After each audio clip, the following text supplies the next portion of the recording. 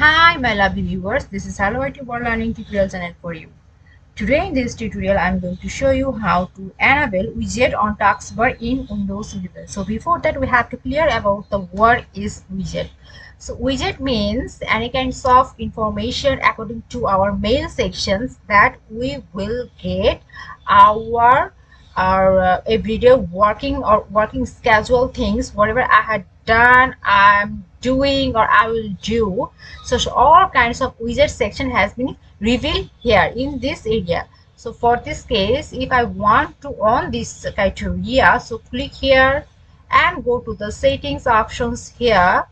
So here the personalization, click the personalization. In below side here the taskbar behaviors, system pins here. So click the taskbar.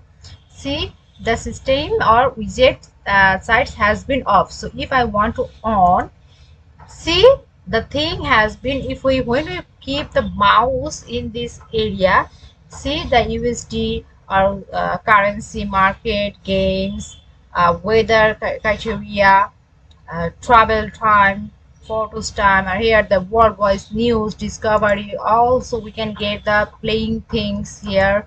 So in this way we can get it clearly, or widget section has been revealed in this side.